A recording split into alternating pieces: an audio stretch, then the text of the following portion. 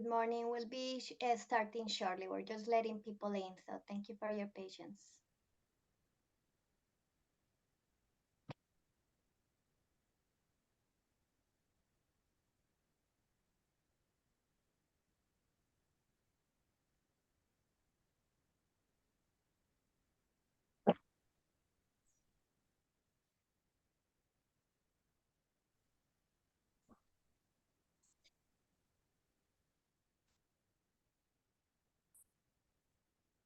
I'm just gonna give it 1 more minute and then we'll officially kick off.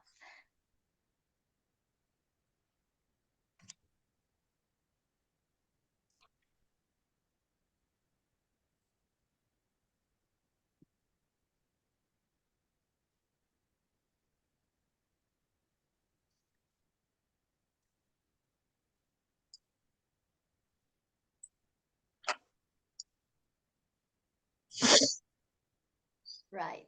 So good morning, everybody. My name is Susana Cordova. I'm the head of the International Trade Team at the Greater Manchester Chamber of Commerce, and I'm very happy to welcome you today. Before we officially start, I just wanted to let all the delegates know that we are recording the webinar and slides. Everything will be made available after the event through the chamber that you register with. We are also, if you can use the chat box for any questions you may have during the presentation, we'll pick them up at the end. There will be a Q&A session, so we'll get there at the end. So today, I just want to welcome to Tim and Alice. Both are international employment and mobility experts. We've been working together for quite some time now, and they've been great supporting some of our members and anything related to contracting with EU customers.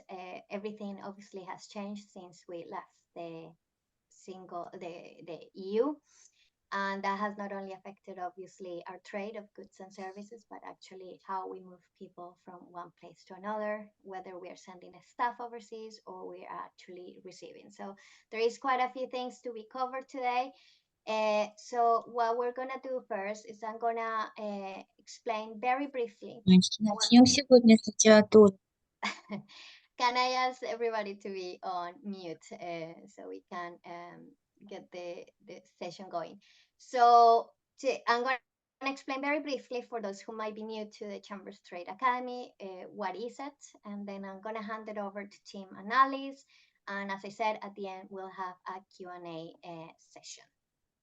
So what is the Chambers Trade Academy? It's an initiative by selected Chambers of Commerce across the UK, where we're providing free virtual sessions, helping traders to keep up with anything related to latest news on exporting, importing, exporting, latest regulations, or anything that may affect the way we trade with the world. Combined, we represent more than 15 businesses across all sizes and sectors. The Chamber Network and the chambers that are involved in this initiative offer a wide range of support, supporting both exporters and importers in every stage of their internationalization journey. And that goes from trade events like this one, readiness assessment, training courses, bespoke and customs consultancy, market research services, partner finding, commercial debt recovery, foreign exchange, letters of credit. We are also providers of certification services. That means that we help traders with their export documentation, such as UK certificates of origin, ATA carnets for temporary exports. We also offer legalization, apostille, and notarization services. We also happen to be customs brokers. So we help exporters and importers in the UK with their customs clearance. And we are here to help you just to keep up with anything related to trading globally. So that's in a nutshell what this initiative is all about. And if you have any questions or requirement for support, please contact your local chamber. And as I said, slides will be made available after through the chamber that you register with. So without further ado, I want to thank Tim and Alice, and I will hand it over to you. Thank you, Susanna. and thank you for joining us today. We'll be covering various aspects of contracting with an EU customer, whether that's a supplier or a buyer today. We're going to cover the common commercial issues that we found when we'll be doing this sort of work for the last 4 years or so, and then move on to talk about how you deal with both goods and services and the movements of people, and finish up with a few tax issues at the end. So we're going to be talking about buying and selling. We'll be talking about trading goods versus trading services and the combination of the two, direct contracts and working in supply chains, choice of law and enforceability, which is a section on what you do if something goes wrong, how contracts affect the mobility of workers, and that's a section that's going to all be about if you've got workers in the UK that need to go and fulfill a contract in the EU, how does your contract impinge upon that? And then we'll deal with contracts and tax at the end. We'll move through things at a fair pace, and we will take questions at the end. Next slide, please, Susanna. And for the sake of concentration, we will turn our cameras off at this point. So just a quick background, the EU, or the UK left the European Union. That means we're no longer in something called the customs union or the single market. We'll touch on that in a moment. That means that we don't enjoy the automatic right to provide services or trading services within the European Union and within the single market. We therefore fall back, and our starting point today is going to be this Trading Cooperation Agreement, TCA, that we concluded, or the UK concluded at the time we left the European Union, all the individual laws of the member state and the individual laws of the UK. And as we go through, you'll see there's quite a patchwork of how all these things interlink. Next slide, please. So the first section, contracting with EU customers, buying and selling. Now, we're not dealing today with things such as product standards or import or export regulations. This is about the commercial terms and what you should be thinking about. And we're going to start with buying. So we're in the UK and we're buying from someone, whoever that is, somewhere in the European Union, also including, broadly the EEA countries, notably Switzerland and Norway. But we're buying something from an EU supplier. Broadly, generally, we should be buying on UK terms. We're in the UK, they're supplying us. So standard UK implied B2B, business-to-business terms should apply. Our jurisdiction should be England and Wales, unless we're in Scotland, Northern Ireland. And we will therefore benefit from certain implied terms that the UK imposes, or England and Wales imposes, such as title. In other words, it's implied that the person selling you the goods has the right to sell them to you and owns them. It's implied that they'll be fit for purpose. It's implied that they're going to be of a reasonable quality. It's implied that they'll charge a reasonable price, and it's implied that they will deliver reasonably on time. Now, if you're buying goods, it's more likely you're going to have a specification, and we'll come back to that in a moment. We have been dealing with these contracts for the last 4 years or so, and typically for anything other than it's very simple, we would have an annex at the back of the contract that specifies in considerable detail sometimes exactly what you're buying and the specification that it's being made to. The question, of course, is, with all those in mind, all those terms, well, normal UK terms, hopefully, how do we enforce any of this if we actually need to? Can we move to the next slide, please? So again, let's assume that we're in the buying situation, we're in the UK. Now, the first consideration, usually the practical consideration, is going to be bargaining power. And we've dealt with a large number of UK businesses, large and small. We've dealt with EU businesses, large and small.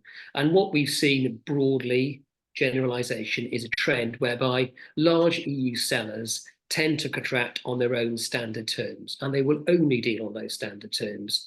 And in reality, there is little or no capacity to amend or change those standard terms. And that's all about commercial bargaining power. Now, if that is going to be the case, and we've seen that several times, then that large EU seller is likely to want to contract, even if we're in the UK and they're selling to us, on EU-based terms. There will be some standard boilerplate terms in any contract, whether it's an EU-based contract or a UK-based contract. And these are going to include, and we'll go into these in a little more detail shortly, that essentially this agreement is the entire agreement, that all pre-contract representations are broadly excluded with an exception, that we can't vary the contract except in limited circumstances, we're excluding liability for certain things, we're limiting on liability for certain things, and hopefully we have a section dealing with risk. And this is, again, the situation where we're buying from that EU seller. Next slide, please. So let's just look at these terms. And as we go through, hopefully these will be in any contract you see, whether you're buying under UK, England, Wales terms or EU terms. But bear in mind that sometimes when you're given a contract by a partner in the EU, it's not simply a question of looking for these terms. Sometimes it's what's not in there. And that's more difficult to spot. It's easier to spot the things that are in there, and you can read them carefully and see what they say. But if they're completely missing, then you need to be alive to the fact that they've not included things that you want to be included. So generally, the entire agreement simply says that this is the whole agreement, and that nothing else is part of this agreement. And typically what we've seen with EU-based partners is they like contracts that have this clause in there with a slight twist. And the slight twist is this. In the European Union, it's very common to have a main contract and then incorporate lots of other documents by reference to them. So we've got our main contract, and then we incorporate the specification, then we incorporate other terms, then we incorporate other documents, and they also rank them. So in those typical EU contracts, they'll say, we rank these documents. So the most important is 1, 2, 3, 4, 5. And in the case of a conflict, document number 1 takes precedence. And in a recent contract we dealt with, the actual contract that our UK client was signing was number 5. It ranked bottom in the order of precedence, which caused quite a conflict with the other documents. So just be aware that documents are incorporated in strict preferential order sometimes. Generally, all pre-contract representations are excluded. So you might have gone over for a visit. They might have come here for a visit. You might have exchanged emails and documents.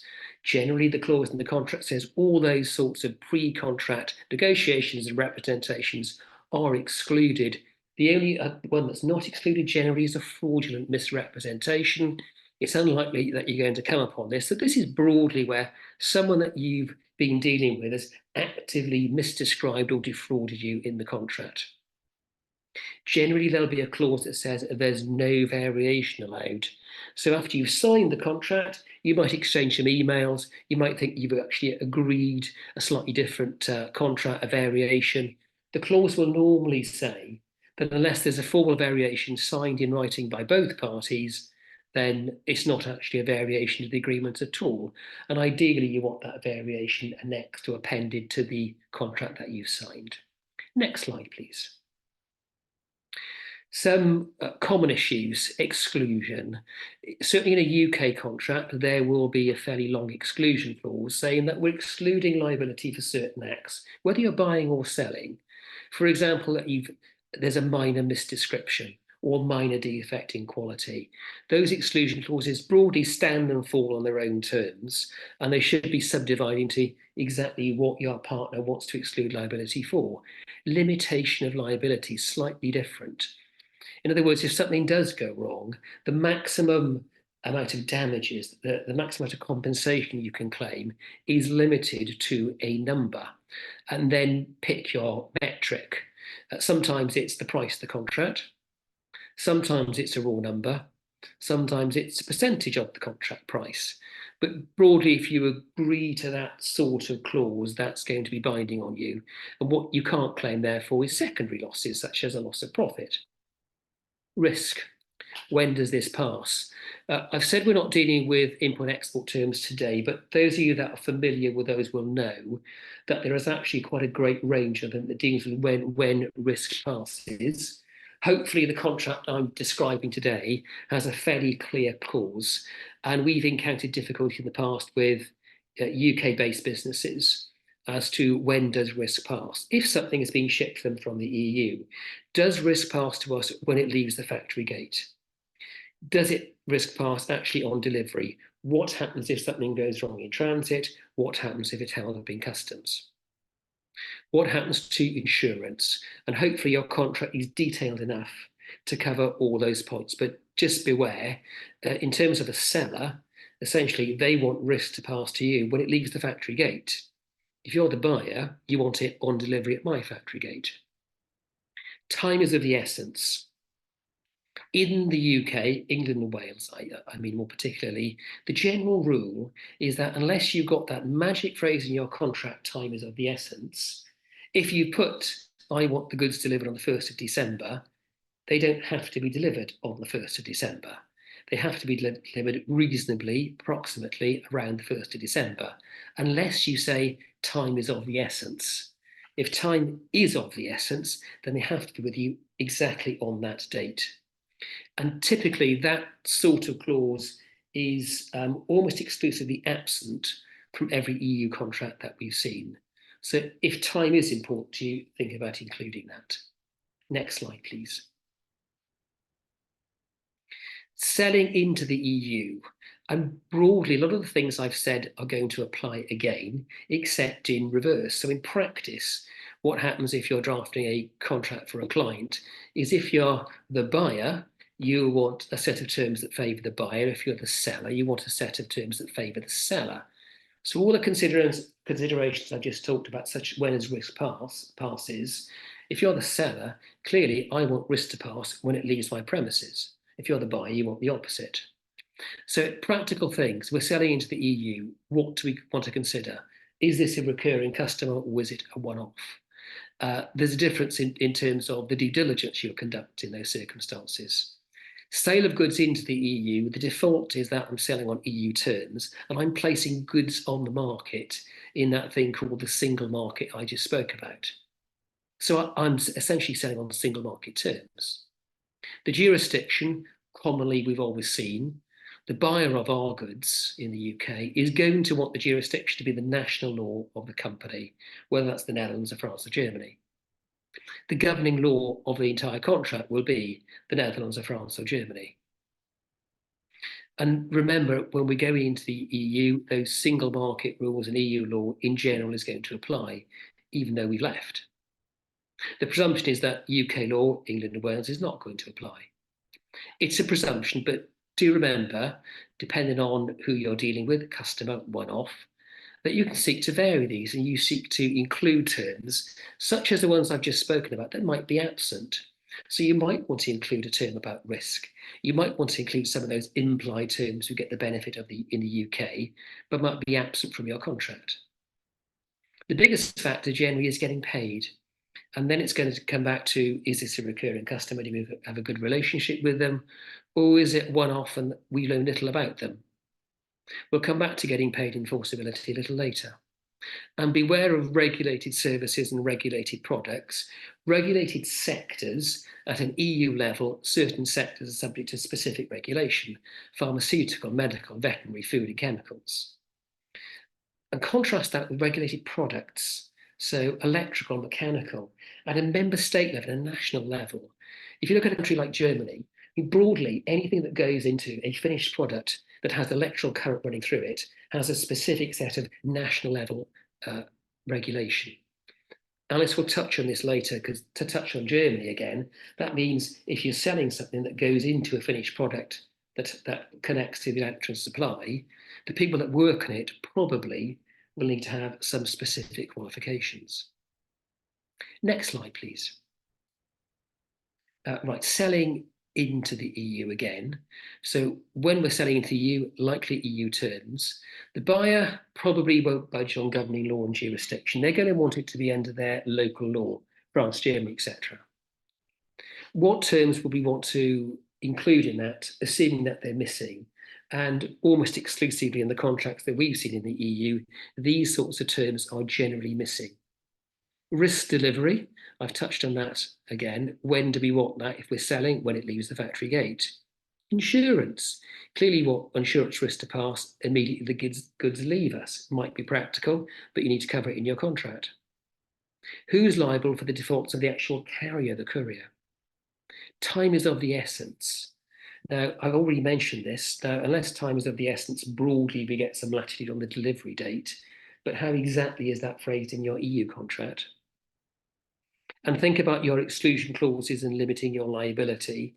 I mean, at this time, because we're selling, we want the opposite of what we had when we're buying. And how do you protect your IP rights in the EU?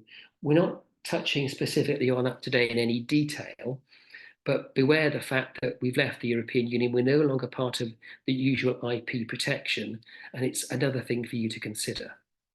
Next slide, please. Section 2, I'll hand over to you. So now we've covered a little bit about the contractual terms that we need to be aware of. Let's look in a little bit more detail about the distinction between trading goods versus the trading services. So as Tim mentioned at the beginning of the presentation, we have the UK-EU Trade and Cooperation Agreement that we broadly rely on when we have relationships in the EU. Now, this agreement's mainly aimed at companies that trade in goods rather than services. And it's not really aimed at general service providers. However, there is a people mobility section within the TCA that does touch on service provision, purely because in order to provide a service, you usually need to send someone to see your EU client in order to fulfill that contract. Another topic worth touching on is that of qualifications and that of regulated professional services. So probably not the most relevant for today, but people such as doctors, lawyers, and vets, their professional qualifications, they're no longer recognised in the EU, which means they need to re-register those qualifications if they want to continue providing those regulated services. Perhaps more important is those with vocational qualifications. So your technicians, your engineers, they all have vocational qualifications that might need to be recognised in the EU if they are going to provide a service in that sector. Saving grace is that if their qualification was recognised before Brexit, that should be okay. But if they have a qualification that wasn't recognised before Brexit, then they will need to get that qualification recognised in order to provide a service that is akin to what their qualification is, engineering being quite self-explanatory. Qualification recognition, where do you go? There's only one company in the UK that does qualification recognition services for UK individuals who want to go and work in the EU. And if anyone has any concerns about their employees and their vocational or professional qualifications, then please do ask questions at the end and we can point you in the right direction. Just to recap on what we've already discussed, customs union goods, think of it as a big border around the EU. That's the customs union border for the import-export of goods. Single market, within that, we've got this freedom of movement of goods, services, people and capital all moving around. However, what we're going to sort of focus on today is rather than an EU-wide area, we've got individual member states that we need to tackle. So back to qualifications briefly, if I'm a technician or engineer, I need to provide a service in Germany and my qualification is not recognised, I need to get Germany alone to recognise my qualification. I can't get an EU-wide recognition certificate. I have to get my qualification recognised in each individual member state that I want to go and provide a service in. So that could be a potential issue for any of your employees if that applies to you. So moving on from the contracts we've discussed, we're going to look at broadly 3 types. So we've got a contract where it's goods only. You're just selling or you're purchasing. Within that, really want to contrast these 2 scenarios. One, where you're supplying the end product. And when we say end product, we mean a totally finished product that you have built from scratch. For example, you are a washing machine manufacturer and you manufacture that washing machine from scratch and you're selling the washing machine finished, totally end product. Versus a situation where you're manufacturing, for example, a part of an end product. So this could be an engine that ultimately ends up in a car, and then the car is the final product, but you're just manufacturing a part of that, or whatever it is. Maybe you're an electrical cable manufacturer, whatever it is. You don't actually supply the end product. You supply a part of the product, and this distinction is key. And we'll cover it later in the presentation as it heavily impacts the ability of being able to send your employees to your EU clients. This sort of difference between end product and part of an end product. Next type of contract, goods and services together, quite common. So back to my washing machine example, you sell that washing machine, but as part of that sale contract, you also have employees going over with the washing machine to install it, commission, that sort of thing. Perhaps you have an after sales agreement as well, where employees will go over and maintain it or fix it or whatever you have. And that's a goods and services agreement together. And then the third contract we'll look at will be service only, standalone service provider. So normally you'll be engaged by the seller of the goods. They've sold a product to an EU client and they've engaged you, standalone service provider, to go along and install it or maintain it or fix it, whatever it is. Or you may be engaged by the buyer who's bought something for someone else and they want you to come over and teach their employees how to use it or whatever you have. But that service only contract, you were not involved in the sale of goods or parts or anything. You were just simply a standalone service provider. So those are sort of the three scenarios we'll be looking at. Next slide, please. So back to what I was saying, we then have two different buckets that we're going to be in. Either we have a direct contract or an indirect relationship. Now, it's quite straightforward in terms of direct contracts. There's really only one. It means that you will be the person buying or selling the totally finished product, usually selling, if we're looking at mobility.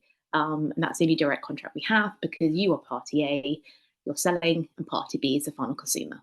No middlemen, no distributors, nothing. It's just direct contract between you and the final consumer. And that's really important because, again, this will impact the ability of sending workers that we'll cover later on.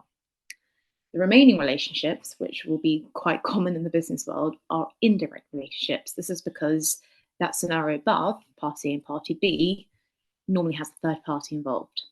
So one example is buying or selling part of the finished product. So scenario one, we sell to a final consumer who's buying elements from different manufacturers. An example would be someone in the EU has a factory and they're kitting out. So you are providing electrical cabling and installing all that, but someone else is providing the factory owner with the worktops and someone else is laying down the floor. So essentially that final consumer, you are contracting with the final consumer, but you're already doing one part of that. Scenario two, we're selling a part to a manufacturer who will then combine the parts with other parts to then sell as a finished product to the final consumer. So this scenario, you're not selling to the final consumer. Going back to my car engine example, you've manufactured the engine, you're then selling that to Volkswagen. Volkswagen is going to put that engine in their Volkswagen car, and then the final consumer will be whoever buys the car. So very, very different, but within the category of part of the finished product. And those are indirect relationships. Because they're not party A, party B, you're part of the supply chain. Then we have the reseller scenario. So you're supplying someone with a finished product in the EU who then resells that product onto the final consumer. So for example, take Currys in the UK, we sell a printer to Currys, and then Currys then sell that printer to the final consumer, they resell it on. That's another scenario where it's indirect. There's not just party A and party B, the final consumer will be party C at the end who buys the finished product. Next slide, please. Continue with indirect relationships with agents. First of all, agent for whom? Usually it'll be your agent and you can dictate the terms. Typically, or hopefully, this will be the standard UK agency agreement under UK law or England and Wales law.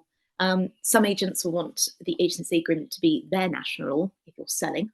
But providing that the payment is direct from the EU customer to you, you should be fine.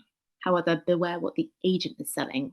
So, for example, you may have two contracts in place. You may have the agency agreement, which is the standard UK one under England and Wales law, but your sale agreement with your EU customer or client may be under EU law, in which case you could be liable for everything that the agent says and does. So beware with agents, because you might have two contracts in play, one UK law, thinking you're fine, everything's fine, I've got the agents under an UK agency agreement, but the issue may be that your sale agreement is under EU law, and that's when the problems may arise. And then finally, last indirect relationship is franchise. So the important takeaway here is check the precise terms of the franchise agreement.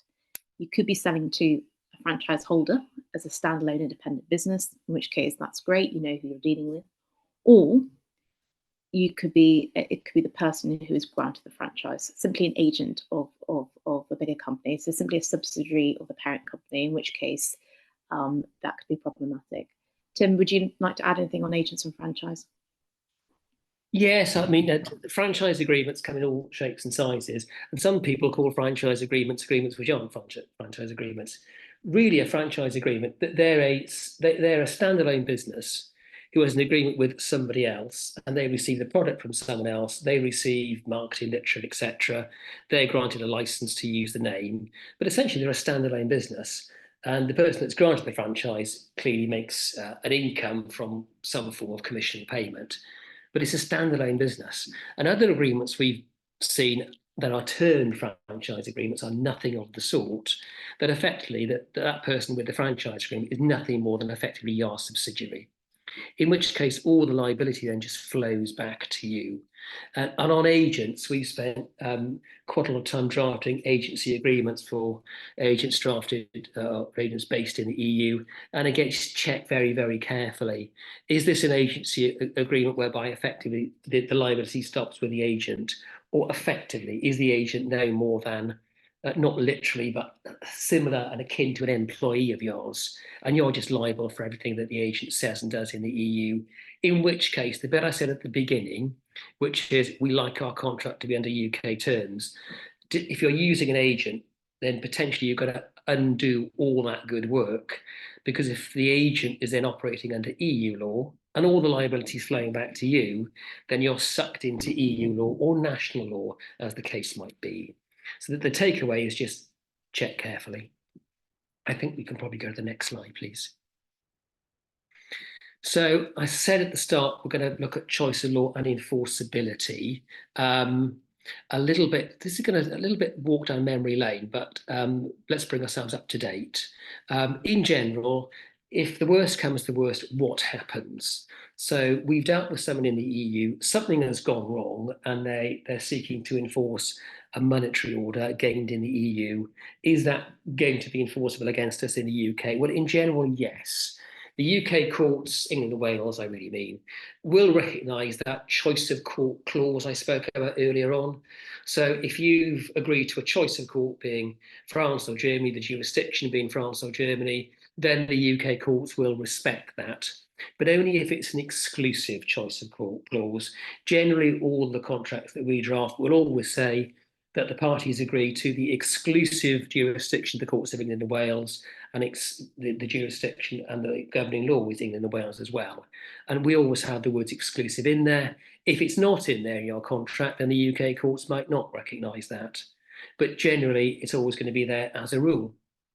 In general, there's no time limit for enforcement of that judgment gained in the EU against you. The general rule is there shouldn't be any delay. The court that makes the judgment order should be the court that exercises jurisdiction. In other words, if it's a French court and the French court has actually found against you and a French court then makes the judgment order, the monetary order, that's as a rule going to be enforceable in the UK. That's one element of the law. The other element is the common law of England and Wales. And under the common law, foreign judgments can be enforced within 6 years of the date of the judgment. That common law rule only applies to monetary judgments, cash, as opposed to something else, such as you need to actually supply the goods that you haven't. And in general, that common law rule only applies if you're actually present in the jurisdiction. So just think back to the slide before what I said about agents, or you've agreed to the clause in the contract, which is probably going to be more often the case. So the takeaway from that slide is broadly, in the UK, England and Wales, those judgments, those orders from the EU are going to be enforceable. Next slide, please. What about the other way round? Because we've left the EU. What if something goes wrong and the person that we've contracted with in the EU, we have a cause of action against them, and we've got a judgment, we've contracted under UK law, we've been to court, we've got our judgment. What do we do then? The judgment doesn't give us our money. Well, you may or you may not be surprised to know that we left the EU quite a long time ago now. And at the time we left the EU, the UK said it was going to join a certain international agreement that would mean that our judgments in the UK could then be enforced in the European Union. And we said that some time ago. we only actually signed the relevant agreement in January of this year. So after this particular agreement comes into force, then EU courts will recognise our UK judgments, England and Wales, and we can enforce them in the EU, subject to limited exceptions which are unlikely to apply, such as the judgments being obtained fraudulently. Again, only contracts with that exclusive jurisdiction clause are covered. Generally, they will always say that the parties agree to the exclusive jurisdiction of England and Wales. But that means that this agreement that we've eventually concluded in January of this year will allow us to enforce when it comes into force. But as you see from the slide, we have only picked a date for it to come into force in July 2025. So we've still got a little bit of time to go before we can benefit from that new regime. That means as of now, we're relying on national rules. And you'll probably get the theme of this webinar that time and time again, we're coming back to national rules. So that means that before we contract, can we get a judgment that's going to be enforceable in France or Germany, etc. So back to a couple of slides, this is going to be a guide of, know your partner, know your customer, know who you're buying and selling from within the EU, and then do some due diligence on your homework before you contract. Next slide, please. And I'll hand back to Alice. Thank you, Tim. So we're now going to look a bit more about the relationship between your commercial contracts and then the ability to send your workers to the EU to fulfill those contracts. Just to make clear that this section only applies to contracts for goods and services or standalone service provision, not goods only. So let's revisit the UK-EU Trade and Cooperation Agreement again. Now, we've mentioned it a few times because it is the main agreement that came out of Brexit, but it's actually just a framework agreement, which means that the contents of it, the EU member states don't have to adopt it in full. They can adopt the contents in full, or they can adopt any partial elements, or they can actually ignore it in its entirety, which isn't very helpful. And even more unhelpfully, the EU member states have done a combination of the above.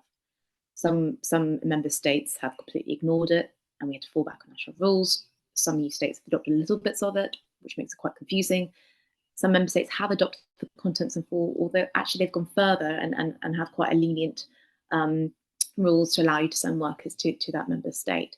But essentially, we've got to navigate member state by member state. There's no EU-wide sort of consensus here, which does make it difficult for UK employers. So within the TCA, they've come up with a definition, which is a UK contractual service supplier. And they define this as an employee who can provide a service to an EU client on behalf of their employer, provided that they've been employed with their current UK employer for at least a year, that they're going to be compliant with the EU's client national labour law, and that they're being sent under a direct commercial contract. And we discussed what a direct contract looks like earlier. Just a little bit on the labour law. When we say minimum wage and working time, that's the minimum wage for that particular member state, and it's sort of sectorally set. So depending on your job title and the sector you work in, there is a different minimum wage for each of those. So it may mean that, let's say you're going to Germany, there'll be a different minimum wage for a certain technician in Germany. You've got to ensure that your employees are on par with that or above. For example, if it transpires that your employee's wage is actually lower than the German version, for the time they spend in Germany, you will have to uprate their rate of pay for the time they're in Germany to be on par with the German's minimum wage for that job role and sector.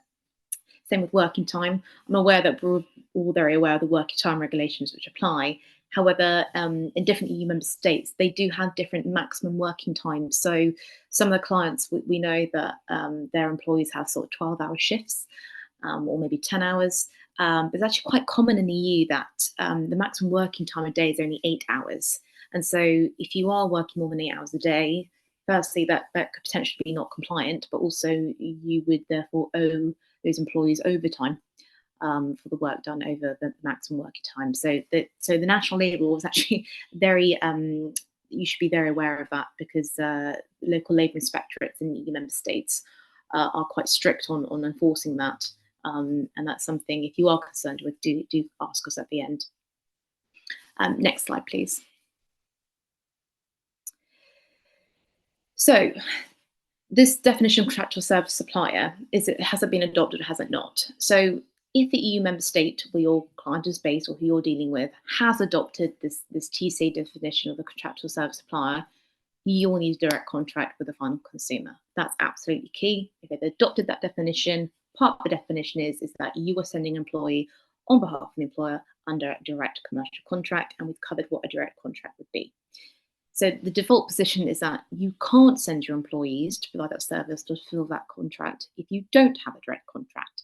This would be if you're in a supply chain or you're supplying part finished products that we've explained earlier when we contrasted the different scenarios of an indirect relationship. So this could be a huge problem if you're not contracting with a final consumer. Your default position is, and this is based on that member state adopting this contractual supplier definition, is you can't send your workers.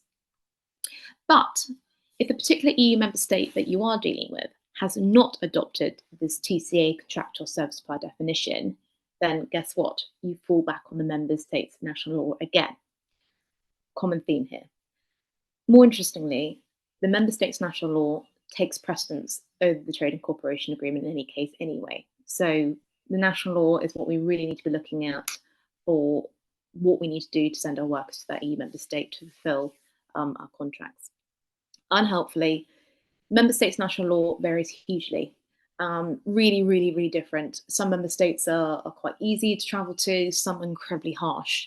And in some cases, even if you have a direct contract with the final consumer, you're not in the supply chain, you're supplying a completely finished product, it may be in some cases that member state requires your employees to have a work permit or even a visa, which is quite common, which is quite an administrative task.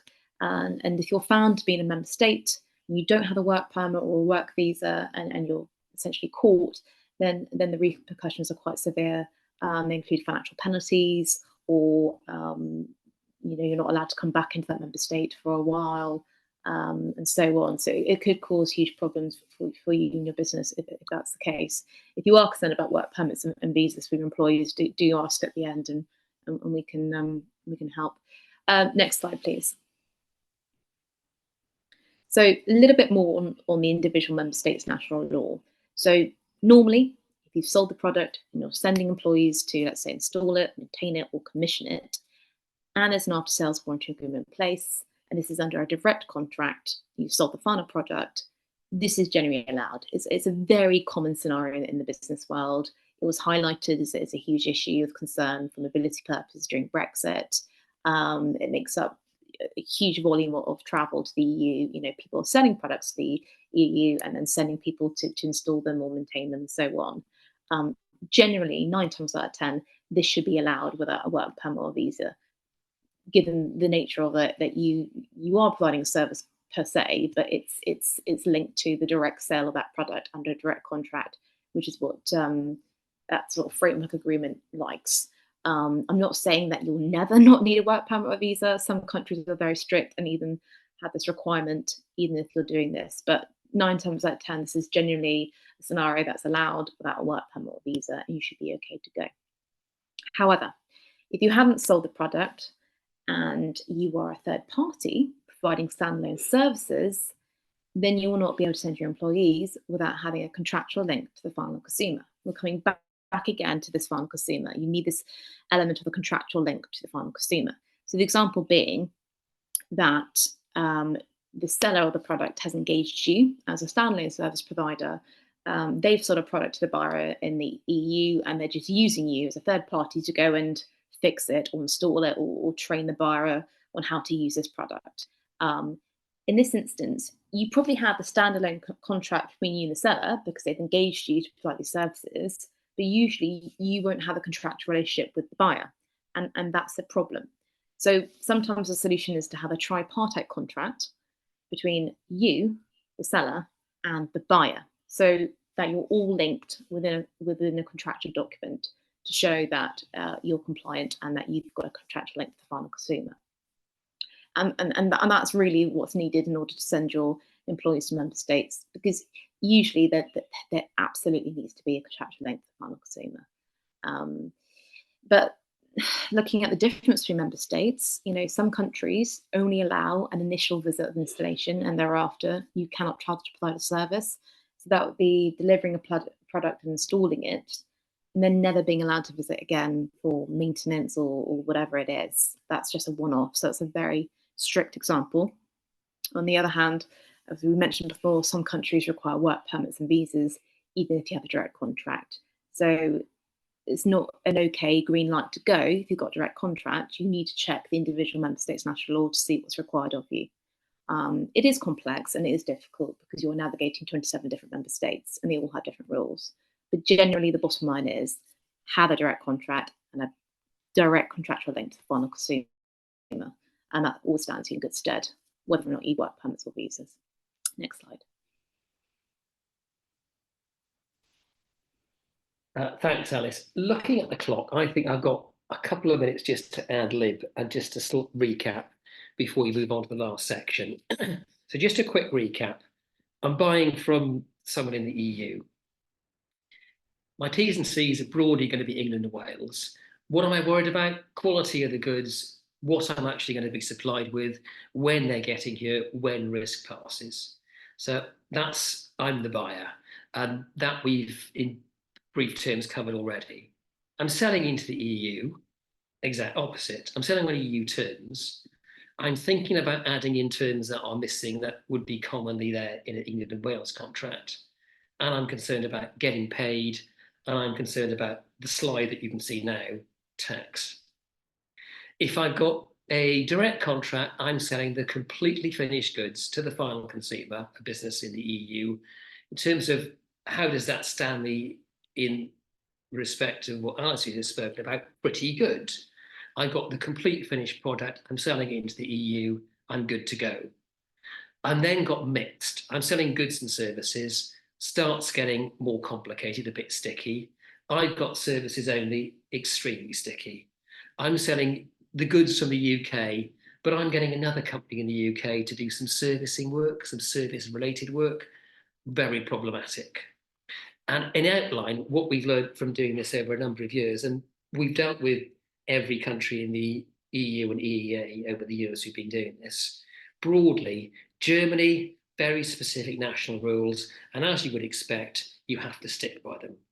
If you've got that contract Alice just spoke about, the complete finished goods for Germany, broadly, you're good to go. If you're not got a contract for the completely finished goods, and in one example we had, someone was supplying most of the finished good, but not all of it, you're not good to go. Denmark, yeah, you can go if you've got a completely finished good, but only on one occasion the first time, and thereafter for Denmark, broadly, you can never go back. Spain, very convoluted, long-winded process. If you're selling goods, need to send anyone, allows 6 months. France, for all the frustrations with French law, which is very complicated, is actually quite accessible, and they got one of the most flexible systems for providing goods and services into France. So it's as you see from what I've said and to bear what Alice said, it's a complete mishmash, and you just need to check the exact laws of the country that you want to go to. Coming back to the slide now, the last section, section 6. These are things to think about, but not in great detail. So broadly, UK company incorporated in England and Wales, we want to pay our corporation tax here, please. We do our normal annual return, and we expect to pay our CT here. EU member states individually all have their own CT regimes, and broadly, tax is not a matter of competence at an EU level. So whether that's income tax, corporation tax, etc., EU competency does not extend to that, it's national laws, which means EU member states will want to levy corporation tax on any revenue generated within their jurisdiction. Come back to think about selling into the EU. Have I actually generated revenue in that country? Possibly not, probably not, if I'm dealing with them from England and Wales. But am I dealing with an agent? Do I have a local representative? Do I have someone who, in inverted commas, is a franchise holder? Do I have a subsidiary there? Have I located staff there? All these things go into the mix. And EU member states generally have an expansive definition of what is locally generated revenue. It doesn't matter where the payment is made. What actually matters is where that revenue is generated, even if they pay us direct in the UK. So to be aware, corporation tax liability. Next slide, please. How do EU member states commonly deal with that corporation tax liability? Well, the risk to the member state, Netherlands, for example, is a classic example, as is Spain, is that, well, the risk is that they never get to collect it. Because if we don't have an entity in the Netherlands or Spain, we're not going to be paying corporation tax there. So they have, almost universally in the EU, each member state has a system of withholding tax, which you might already have come across. This means that whilst there will be a payment to you from the person in the EU that's due to pay you, when you see the remittance, there will be a deduction. And the deduction is for local withholding tax, which is code for saying that's the corporation tax which you would be liable to pay upon that revenue generated in the Netherlands or Spain. In other words, you're not going to get the full contract price. The UK has individual tax treaties with each individual member state of the European Union. Tax is not a matter that's dealt with broadly, in this case, at an EU level.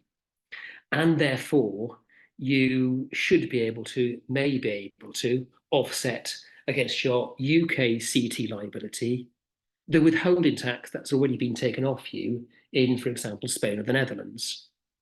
So the good news is you should get it back. But if you look at the next bullet point, in those tax treaties, and they're all individual member state by member state, France, Germany, etc., there is a specific percentage that we allow.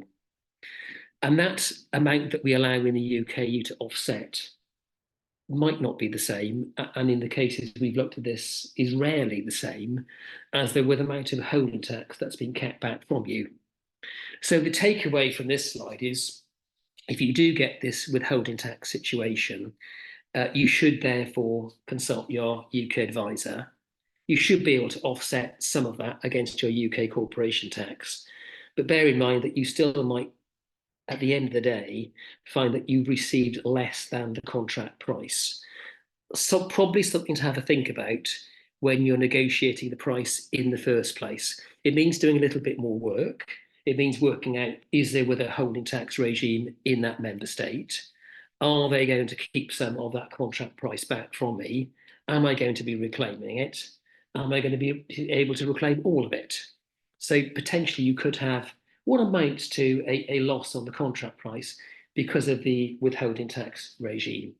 Next slide, please. Income tax. Generally, those visiting the UK for more than 183 days are liable to pay income tax here, and also they're liable to pay tax on income generated and earned outside the UK. Same situation again, we've got double taxation treaties with each individual member state, and similarly, this might cover, may cover, partial or full relief or a refund. In addition, if you've got employees in the EU for more than 183 days, then they're liable to pay a local social security contribution alongside you. And if you've dealt with this in the past, you will know, if you enter this sphere, that generally in the EU, it's member state by member state, but the local employer social security contribution rate tends to be considerably higher than it is in the UK. There is good news because there's a way of avoiding this quite lawfully. And the way is to get something called an A1 certificate from HMRC. Please get in contact if you want to know more about that. Employees, therefore, may be in a situation where they are paying tax in the EU, but social security in the UK. Slightly messy, but most circumstances we have come across, that's the preferred solution. Those outside the UK for more than 183 days are generally not tax residents. And in that situation, normally the solution is to move them on to an NR or non-residence tax code in the UK. Next slide, please. And finally, just a quick word about VAT, something to be aware of: making taxable supplies inside the single market, importing goods into the single market, holding goods in warehouses in the single market, supply and installation of equipment in the single market, all triggers potentially a VAT liability there. Again, I'll not dwell on it, but there is potential to reclaim. The big issue then is, do you need to actually register the VAT somewhere in the EU? And just a point that links back to the points Alice has been talking about, in some circumstances, to get your people into the EU to work, you may need an EU VAT number. And I'll pause at that point and hand back to Susanna. Thank you so much, Tim and Alice. Quite a lot covered, but I found it really, really useful. I don't know if there is any questions. I can't see a chat box, Francesco. So if there is any questions, can you let me know? Otherwise, I have a couple because I'm conscious of time. So we're running out of time, but I just wanted to kind of ask Tim or Alice, whoever is best. What do you think are the top 3 mistakes that companies have been making since we left the EU in terms of everything that you just covered today? Just the top 3 that you think should be relevant just to share and obviously useful for people to avoid in the future. I think, Susanna, one we've seemed to have come across with alarming regularity is UK businesses that will deal with an EU customer on whatever basis, whatever type of contract, simply on the basis of a purchase order. So we've got a PO and they just operate on the basis of the PO alone. And further on down the line, they find that leaves them with difficulties because they don't really know what the terms they're dealing on. And also, if they do need to move people into the EU, countries such as Germany do not accept PO as evidence of a contract. So one is, PO itself just isn't good enough. The second thing is contracts where you've got mixed goods and services and not thinking about that in the first place and not thinking about the time it takes. So the second scenario we typically get, the most common one, is late on in the day it's realised that this is an issue. And then later on in the day, the inquiry will come to us and it will say broadly, we've got a deadline. The deadline is in 4 weeks. We've agreed to install, commission, maintain, whatever it is in 4 weeks' time. And we've now encountered the problem. And generally, we want more than 4 weeks. We want 8 or 12 weeks. So that's just another common issue that we encounter. And the last common issue actually is just ignoring all of this and carrying on with business as usual. And then generally we get the call afterwards. And this isn't meant to cause alarm. It's a genuine example where we've supplied the goods, we've gone in, we've done what we need to, we've come back. And then after the event, then it's discovered that we were there or we've sent people there. And broadly in EU member states, their surveillance is an awful lot better than we think it is. And generally, if you are in that situation, that goes to the question of mitigation, because they have quite stiff fines. A real life story of a UK company. Spain was the example. I think they'd come back from Spain at the relevant time, and then discovered that actually they'd been in Spain, and they made the finished product. Everything was fine. They sent their people over, but they hadn't dealt with any of the penalties that Alice had spoken about. And in that case, the fine was €7,000. You misread it initially. I thought it was €7,000 was the fine, but it was €7,000 per worker, and they'd sent 12. Just building upon your point that you asked what's the most common issues we see, is just a straightforward fact that someone is going over to the EU to provide a service and there is no contractual link and they haven't got work permits or visas, just every time. So, and then they get in trouble. And building on Tim's example, that's the most common issue we have. You've gone over, you haven't got the required immigration documents, and you don't have the direct contract. And those two together is probably the most common scenario we see. Yeah, and you mentioned something that kind of terrifies me, which is the national law that it can vary from country to country, and about the recognition of qualifications, which is another one. So one is the ones that were already recognized pre-Brexit, which I believe, if I understood correctly, can continue. I mean, if they were before Brexit, then kind of they are continue, but there will be some others which there are no recognition. Do you think in the future, as we evolve with the relationship with the EU, that is there a chance or flexibility that those could be included, in future negotiations with the EU? Is it too complicated? I know it's very slow, and even if there is a chance that it will be included, it might be years. I mean, we're talking a It's more down to not being a member of the single market. I put it down to that. As long as we're not in the single market, we're going to lose all these benefits we used to enjoy, such as the automatic recognition of qualifications. Not all. So, some professional qualifications do need extra sort of recognition and so on. Coming back to your point that if they were recognised before Brexit, they should be fine. Yes, but in some instances, such as when you need a work permit, that decision that they're already recognised needs to be validated, which sounds a bit silly. So it's not being re-recognised, if you like, not that whole arduous process of going through recognition, but the validation that your qualification has indeed already been recognised. And sometimes that is required to get a work permit or visa. So yes, you should be okay, but there may be an extra process to follow. And then, as you said, if you haven't had your qualification recognised, then you have that potential issue of going through that recognition process. And there is a company that does that, Simply Qualifications, and they can help people with that if they need it. Thank you so much. One thing I'm gonna add, and this is more from what we've seen from the chamber point of view, is, and you guys mention it a lot when somebody's selling goods and services attached to it. The fact that, as you said, they might be allowed to go once to install it, but if there is any repair or maintenance, is a whole different thing. What we notice as well is in those cases, sometimes the EU customers sending back some of those big machineries or for repair or maintenance here in the UK, and many of the companies not aware of the customs procedures that they need to follow to enable to bring and return those goods back and avoid some of those taxes and having to apply for special customs procedures. So that's another thing I will kind of raise as important. Thank you so much. I think we've run out of time, but thank you so much, Tim and Alice. It's been a very illuminating session, even for ourselves as the chamber, because we deal with a lot of, traders that are doing both goods and services. And I think the service side is one area that a lot of people do not recognize that they need to kind of also bear in mind when doing business overseas. So thank you so much. I don't know if is there any questions in the chat box? I can't see any. No, at this stage, no.